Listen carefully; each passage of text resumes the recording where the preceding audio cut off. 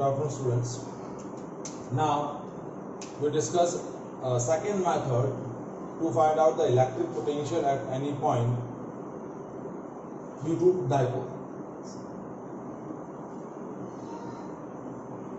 Electric potential due to dipole. Last video में हमने discuss किया that electric potential due to dipole is Vp is equals to Kp cos theta by r square. Now same expression we have calculated by using second method that is given in your NCERT textbook. ठीक है, तो वहाँ हम एक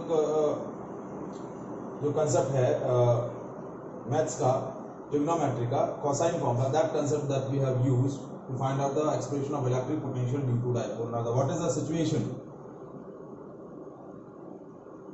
That we are interested to find out a potential due to dipole. A dipole is a pair of equal and opposite charges separated by a finite distance. The separation between these two equal and opposite charges is 2a. We are interested to find a potential at a point P which is at a distance r from the center and making an angle theta with the axis of a dipole. Now basically potential at point P is equal to the algebraic sum of potential at point P due to plus q charge and minus q charge, due to minus q charge and due to plus q charge. इन दोनों charges की वजह से point P पर जो potential होगा उन potentials का individual potentials का algebraic sum that we have calculated in the last article Kq is equals to 1 by r2 minus 1 by r1. ठीक है, that distance is r1, that distance is r2. Now in the last article, last जो हमने method use किया था इसके लिए dipole के लिए, उसमें हमने r1 और r2 की वैल्यू ज्योमेट्रिकल कंसेप्ट के बेसिस पे कैलकुलेट करी थी. Now we calculate the value of r1 and r2 by using a trigonometric concept that is called cosine formula. Now cosine formula basically क्या रिलेशन बताता है? That is give a relation between the sides of a triangle and the angle between the sides. जैसे ये आपका एक triangle है ABC जिसकी तीन साइड्स हैं A B C. वर्टाइसिस के सामने वाली साइड A, ये B वर्टाइसिस के सामने वाली B, C वर्टाइसिस के सामने वाली C. तो कोसाइन फार्मूला क्या होता है कि that gives a relation between sides of a triangle and the angle. जैसे ये cos A है, ये एंगल A, तो cos A ये जो एंगल जिन दो साइड्स के बीच में बना हुआ, किन दो साइड्स के बीच में बना हुआ, B और C के बीच में. So cos A is equals to B square plus C square minus A square upon 2BC. जैसे cos B है, cos B किन, ये एंगल B जो है दो साइड्स के बीच में बना हुआ A और C के बीच में, तो it will B A square plus C square minus B square upon 2AC.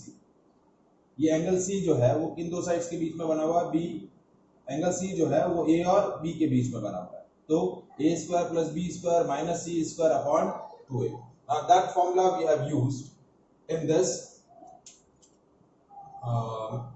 situation to find the value of r1 and r2. देखिए जैसे ये एंगल थीटा है, position vector makes an angle theta with the axis of a dipole, तो ये angle कितना हो जाएगा 180 minus theta.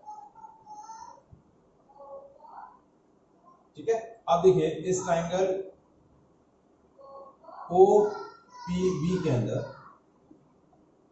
आपका जो cos थीटा है that is the angle between OP and OB. दो तीन साइड्स हैं इस ट्रायंगल OPB की, पहली साइड है R, दूसरी साइड है A और तीसरी साइड है R2. तो देखिए cos theta is a theta, जो एंगल बन रहा है वो एंगल R और A के बीच में बन रहा है. तो cos theta is equal to R square plus A square minus R2 upon 2RA. So R2 की वैल्यू क्या हो जाएगी, R2 is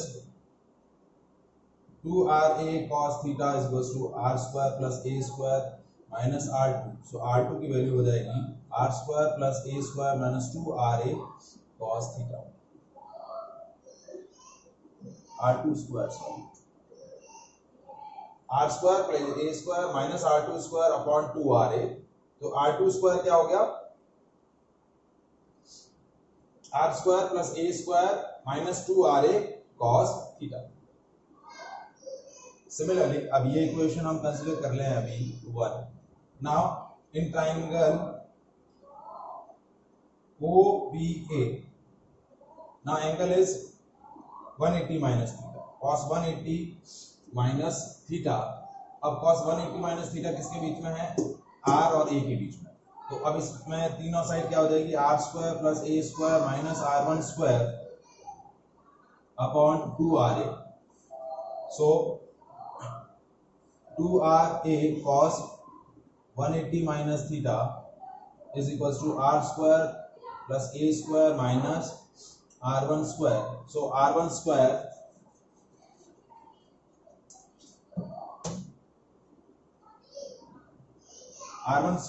is R square plus A square minus 2RA cos 180 minus theta. Now cos 180 minus theta. So 180 minus theta second quadrant में cos negative होता है। So R1 square is R square plus A square plus 2RA cos। ये equation second हो। R2 square is equals to R square plus A square minus 2RA cos theta और R1 square की value R square plus A square plus 2RA cos theta. अब देखिए हम R1 square और R2 square के expression से R2 और R1 की वैल्यू कैलकुलेट करते हैं। तो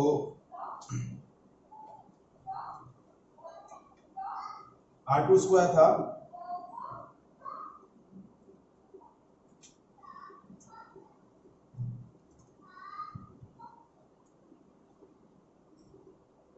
R2 square is R square plus A square minus 2RA cos theta. ठीक है, अब इस एक्सप्रेशन में हमने क्या लिया? R2 square is equal to R square forcefully common ले लिया 1 plus A square upon R square minus 2RA cos theta upon R square. So R2 square is equal to R square 1 minus 2A cos theta by R plus A square by R square. So R2 is, इस पूरे expression का मैं क्या ले लूं? Square root ले लूं। तो ये हो गया R 1 minus 2A cos theta by R whole power 1 by. ठीक है, R स्क्वायर का रूट लिया तो R हो गया और रिमेनिंग जो एक्सप्रेशन है उसमें क्या हो गया? 1 minus 2A cos theta by R plus A square by R square whole power 1 by. अब देखिए हमारे गिवन सिचुएशन के अंदर A की वैल्यू जो है A is lesser than R, so this A square plus R square ये जो टर्म है दैट वी कंसीडर नेग्लिजिबल। इस टर्म को हम क्या करते हैं? नेग्लिजिबल कंसीडर कर लेते हैं क्योंकि A का वैल्यू बहुत छोटा है R के कंपैरिजन में, तो A square upon R square का रेशियो बहुत नेग्लिजिबल होगा। ठीक है, तो ये टर्म हम नेग्लेक्ट कर लें तो R2 क्या हो गया? R2 is equal to R 1 minus 2A cos theta by R whole power 1 by. अब बाइनोमियल एक्सपेंशन के थ्रू हम क्या करें? ये 1 बाय 2 अंदर ले लें। 1 plus x to the power n is equal to 1 plus nx, तो ये n जो है पावर वो अंदर आ जाएगी। ये कब रहता है? जब x की वैल्यू बहुत छोटी हो 1 के कंपैरिजन में, मैंने x इज लेस देन 1, तो ये वैल्यू 1 के कंपैरिजन में बहुत छोटी है। So R2 is R 1 minus 2A cos theta by 2R। ये 2 से 2 cancel, so R2 equals to R mine 1 minus A cos theta by R। ये आपका इसका वैल्यू आ गया, R2 का वैल्यू आ गया। नाउ सिमिलरली जिस तरीके से हमने R2 का वैल्यू कैलकुलेट किया है, सिमिलरली हम R1 का वैल्यू कैलकुलेट करें तो R1 का वैल्यू कैसे कैलकुलेट होगा? ना R1 square is R square plus A square plus 2RA cos theta. तो R2 square is R square हमने फोर्सफुली कॉमन लिया 1 plus A square upon R square plus 2RA cos theta by R square. तो R1 square is R square 1 plus 2a cos theta by r plus a square by r square. अब हम इस term को neglect consider कर रहे हैं, साथ में स्क्वायर रूट भी ले रहे हैं, तो r1 is equal to r 1 plus 2a cos theta by r whole power 1/2। तो r1 की वैल्यू हो गई r 1 plus a cos theta by r। ये 1/2 यहाँ आएगा, 2 से 2 कैंसिल हो जाएगा, तो ये हो गई r1 की वैल्यू। ठीक है, तो ये r2 और r1 की वैल्यू हमने कैलकुलेट कर ली। तो r2 आया r1 minus a cos theta by r, और r1 आया r1 plus a cos theta by r। ठीक है, इसको थोड़ा सिंप्लीफाई करें हम, तो r1 क्या हो गया, r plus a cos theta. जब r को मल्टीप्लाई किया तो ये r, और इस r से ये r कैंसिल हो गया, और r2 हो गया r minus a cos। So same value that we obtain in a last article, जो हमने ज्योमेट्रिकल कंसेप्ट से यूज किया था, r1 और r2 की वैल्यू सेम यही आई थी। सेम हमने दूसरे तरीके से r1 और r2 की वैल्यू कैलकुलेट करी। Now we are calculating the value of potential. So Vp is kq 1 by r2 minus 1 by r1। तो kq r2 की वैल्यू रखी 1 minus 1 upon r minus a cos theta minus 1 upon r plus a cos theta. तो ये हो गया kq r plus a cos theta minus r minus a cos theta r square minus a square cos square theta. ठीक है, तो ये हो गया kq 2a cos theta r square minus a square cos square theta. अब q into 2a को p ले लिया और सिंप्लीफिकेशन भी ले लिया कि r is more than a, तो ये हो गया k p cos theta upon r square minus a square cos square theta. इस पार्ट को हम नेग्लिजिबल कंसीडर कर लें, तो kp cos theta by r square. So same expression that we obtained, that is potential due to dipole, but that method is different from the last method. That's all. Now next topic that we have discussed is potential energy of a dipole in a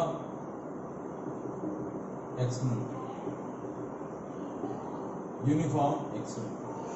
A dipole is placed in a uniform external field, then how much energy stored in the dipole due to its configuration or due to its position? Because potential energy, as we know that the potential energy of the system is the energy possessed by the system due to its position or configuration. So we placed a dipole in the external magnetic field. So how much energy it will store due to its position or configuration? So we are placing a dipole in a uniform electric field. So as we know that uniform electric field is represented by parallel and equidistant electric field lines. Now we place the dipole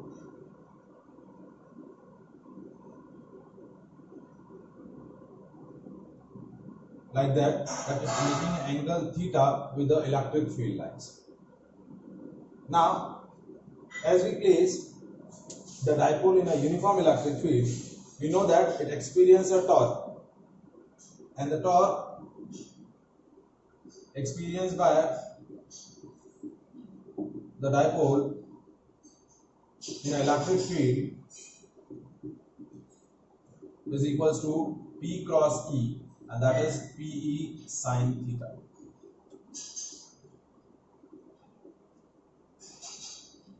Now this torque either align the dipole in the direction of electric field lines. ये जो आपका dipole इस तरीके से aligned है theta angle पर, तो ये टॉर्क क्या करेगा, या तो इस डाइपोल को इलेक्ट्रिक फील्ड की डायरेक्शन में रोटेट कर देगा and make the dipole parallel to the electric field, और either it will be rotate the dipole in a anti clockwise direction and make it anti parallel to the electric field. तो ये जो internal dipole है, या तो electric field internal torque जो है वो डाइपोल को या तो इलेक्ट्रिक फील्ड की डायरेक्शन में रोटेट कर देगा, या फिर उसकी अपोजिट डायरेक्शन में उसको रोटेट कर देगा. Now suppose if you are taking an external agency and if this external agency rotate this dipole against to the internal dipole जिस डायरेक्शन में रोटेट कर रहा है उसके अपोजिट डायरेक्शन में यदि वो एक्सटर्नल एजेंसी इसको रोटेट करे बाय स्मॉल अमाउंट, तो that agency performing the work to doing this, क्योंकि उसको इंटरनल टॉर्क के अगेंस्ट वर्क करना पड़ेगा, क्योंकि इंटरनल टॉर्क उसको या तो इलेक्ट्रिक फील्ड की डायरेक्शन में रोटेट करेगी या उसके एंटी पैरेलल डायरेक्शन में रोटेट करेगी. तो जिस डायरेक्शन में टॉर्क डाइपोल को रोटेट कर रहा है उसके अपोजिट डायरेक्शन में यदि एक्सटर्नल एजेंसी डाइपोल को रोटेट करेगी, तो that external agency doing some work and that work will be stored in the form of potential energy.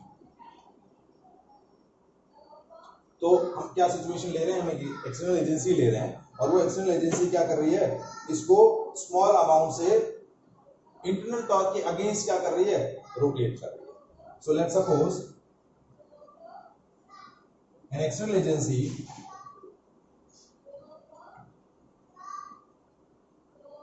rotate the dipole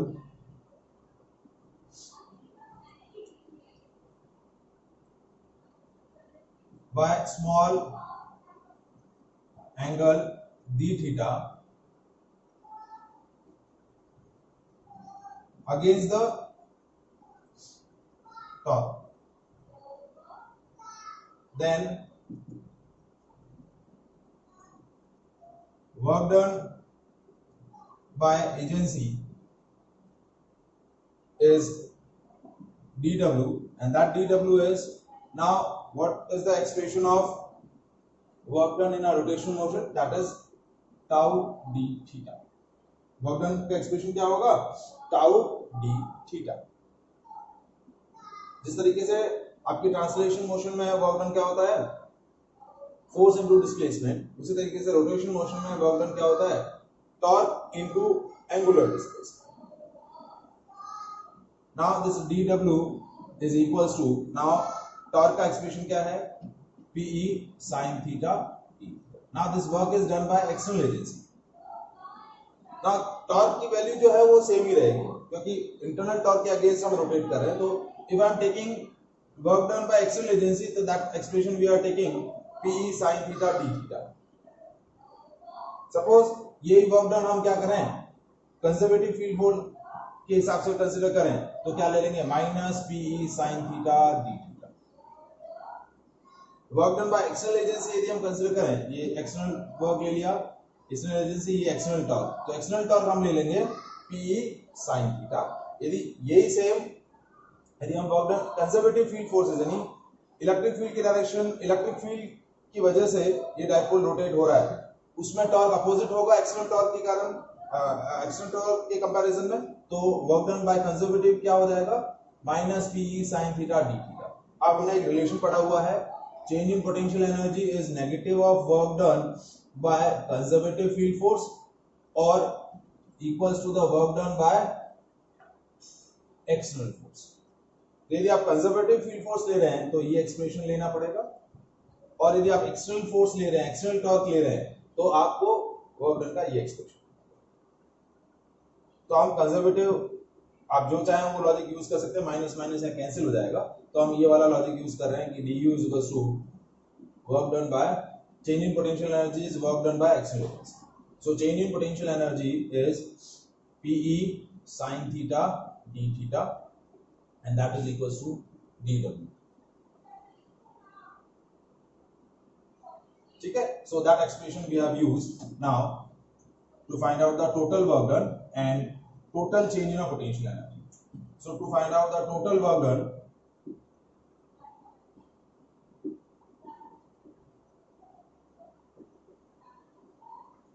that is W and that is integration of smaller work, क्योंकि हम पूरे work को smaller segments में divide कर रहे हैं. तो ये हो गया integration of PE sin theta d theta and rotate the dipole from angle theta 1 to theta 2. Now work done is PE sin theta d theta, this will be theta 1 to theta 2. Now integration of sin theta d theta क्या होता है, minus cos theta. तो ये हो गया PE minus cos theta, theta 1 to theta 2. Is that clear? तो expression क्या आया? Work done is equals to, limit लगाएंगे पहले upper limit PE minus cos theta 2, फिर प्लस माइनस माइनस प्लस हो गया तो cos थीटा 1. तो वर्क डन हो गया PE cos theta 1 to cos theta 2. Now that is the work done by external agency to rotate the dipole against the internal term. Now हमने क्या discuss किया कि work done is equals to change in potential energy. So work done is equals to U theta 2 very final minus U theta 1 initial.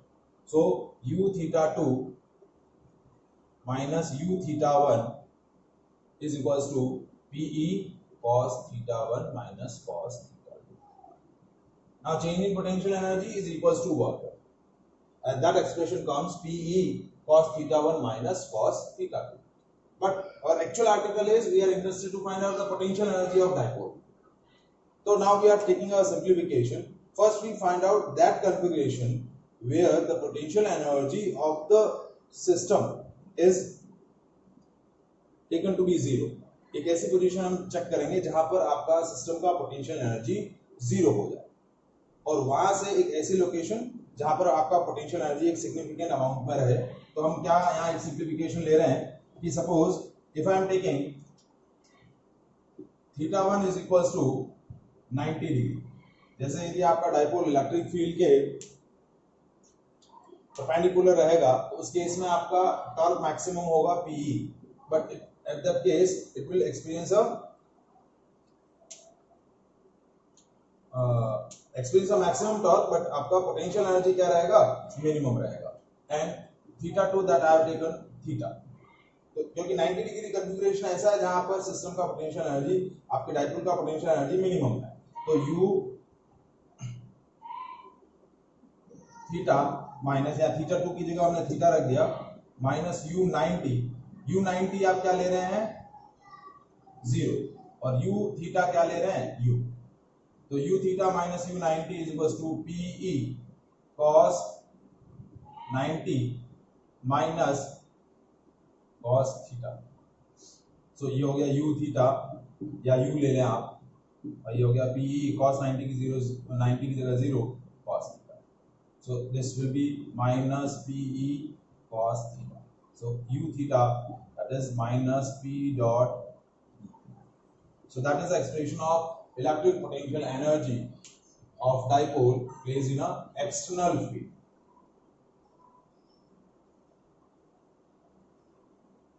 That is all about the today's session. Now first question. An electric dipole consists of two charges plus 5 microcoulomb and minus 5 microcoulomb separated by a distance of 1.5 angstrom. Now dipole is placed in a uniform electric field of strength 5 into 10 to the power 5 volt per meter. Calculate its potential energy and the work required to turn the dipole through 180 from its equilibrium position. ठीक है. अब आपका एक dipole है, minus Q plus Q, इनके बीच का separation आपको दे रखा है 1 एंगस्ट्रॉम. Q की वैल्यू जो है वो है 5 into 10 to the power minus 6 coulomb, 5 microcoulomb है, and they are placed in electric field of magnitude 5 into 10 to the power 5 volt per metre. तो आपको क्या कैलकुलेट करना है? Potential energy of the dipole. Potential energy of dipole क्या होता है? Minus PE cos theta. क्या होता है? Minus PE cos theta. अब आपको क्या बोला है कि इनिशियली जो है वो आपका डाइपोल इक्विलिब्रियम पोजीशन पर है. इक्विलिब्रियम पोजीशन कब होती है? देखिए पोटेंशियल एनर्जी का एक्सप्रेशन हमने डिस्कस किया, U theta is equal to minus PE cos theta. अब इसके अंदर हम 3 स्पेशल केसेस डिस्कस कर लेते हैं. When theta is equals to 0 degree तो पोटेंशियल एनर्जी क्या हो जाएगा minus P. When theta is equals to 180 degree then potential energy is plus P, क्योंकि cos 180 की वैल्यू -1 हो जाती है और -1 और -1 +1 हो जाएगा तो प्लस पी। और when theta is equals to 90 degree तो आपका पोटेंशियल एनर्जी क्या हो जाएगा 0। तो अब इन तीनों केसेस के अंदर देखिए सबसे ज्यादा एनर्जी 180 डिग्री पर है और सबसे मिनिमम एनर्जी 0 डिग्री पर है। तो whenever the system consists of minimum energy then system is said to be in equilibrium। और जब आपका थीटा 180 डिग्री होगा पोटेंशियल एनर्जी मिनिमम मैक्सिमम होगी that is a situation of unstable equilibrium. तो ये आपका स्टेबल इक्विलिब्रियम का कंडीशन है और ये आपका अनस्टेबल इक्विलिब्रियम का कंडीशन। तो 1 मार्कर में आपको ये क्वेश्चन बन सकता है कि at what orientation the dipole is in a stable equilibrium. तो when it makes an angle theta degree 0 degree with the electric field तो होगा स्टेबल इक्विलिब्रियम। 180 डिग्री बनाएगा यानी एंटी पैरेलल होगा डाइपोल तो वो अनस्टेबल इक्विलिब्रियम में होगा। तो आपको स्टेबल इक्विलिब्रियम में पोटेंशियल एनर्जी पूछा है तो आपका फर्स्ट केस हो जाएगा। तो आपका पोटेंशियल एनर्जी कितना हो गया -p × E। अब डाइपोल मोमेंट पहले कैलकुलेट करना है तो डाइपोल मोमेंट क्या हो जाएगा q × a या q × 2a। तो 5 × 10⁻⁻6 a की वैल्यू 1 angstrom 1 × 10⁻⁻10 so that is 5 × 10⁻⁻16 coulomb × metre.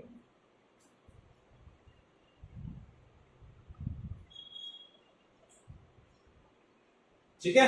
अब आपको पोटेंशियल एनर्जी कैलकुलेट करनी है। इलेक्ट्रिक फील्ड दिया हुआ है तो पोटेंशियल एनर्जी क्या हो जाएगा u theta is equal to -p × e 1 × 10⁻⁻16 × 5 × 10⁻⁻5। तो आपका पोटेंशियल एनर्जी हो गया 5 × 10⁻11 जूल। ये आपका पोटेंशियल एनर्जी होगा।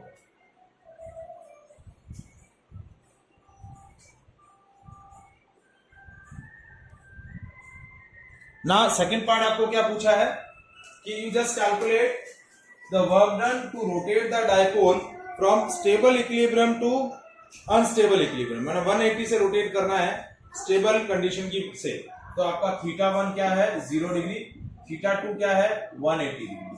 तो वर्क डन होता है PE cos θ1 माइनस cos θ2। तो हो जाएगा PE cos 0 माइनस cos 180। ये हो जाएगा PE 1 + 1 ये हो जाएगा 2PE।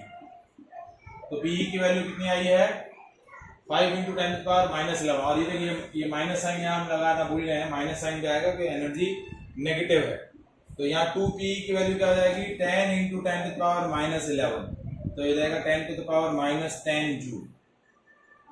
So that amount of work is required to rotate the dipole from stable equilibrium to unstable equilibrium. Is that clear? आया समझ में? क्वेश्चन समझ में आया? पोटेंशियल एनर्जी के लिए हम लगाएंगे -PE cos थीटा और वर्क डन के लिए आप एक्सप्रेशन लगाएंगे PE cos θ1 माइनस cos θ2। ठीक है। Next question that related to the potential due to dipole।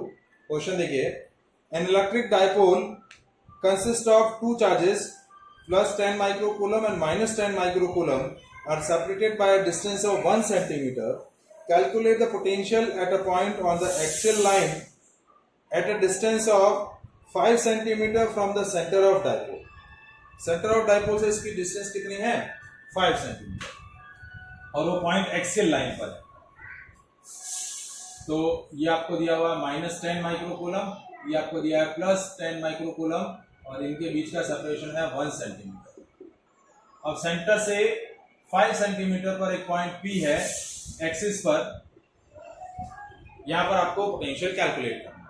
तो अब as we know that potential due to dipole is Kp cos theta upon r² - a² cos² theta.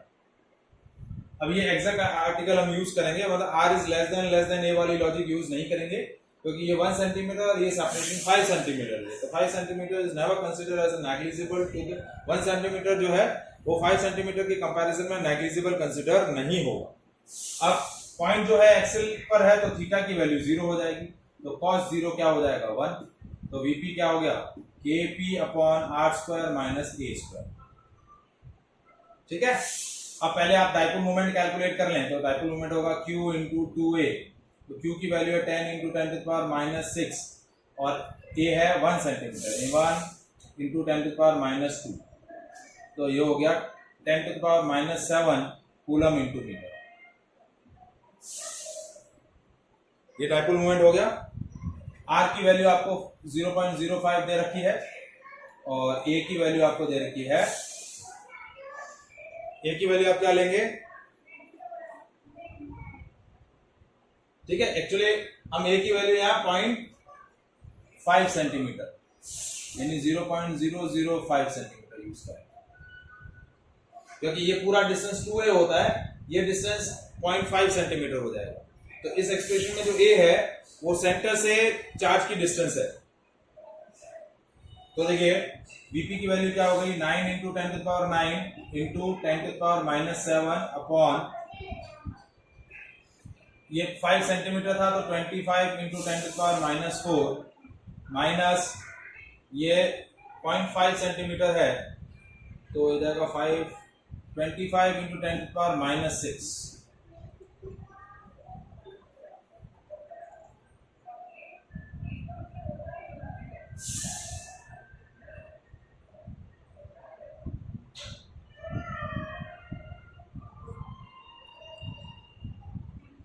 ठीक है, तो अब आपको potential की वैल्यू कैसे कैलकुलेट करेंगे देखिए।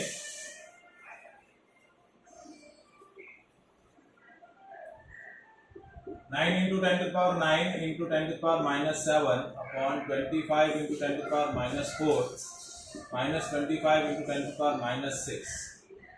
तो वीपी देखिए 9 into 10 to power minus 9 into 10 to power minus 7 25 into 10 to power minus 6 common ले लिया, यहाँ बच जाएगा 100 माइनस 1। ठीक है, तो ये हो जाएगा 9 into 10 to power 2 divided by 25 into ये 6 ऊपर चला गया, ये इंटू 19 ये 11। पोटेंशियल हो जाएगा 100 into 1000 into 10 to power 5 divide by 25 into 11।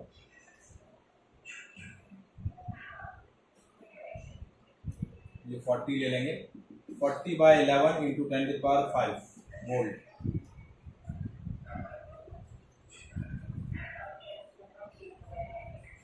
So that will be the value of potential at point P.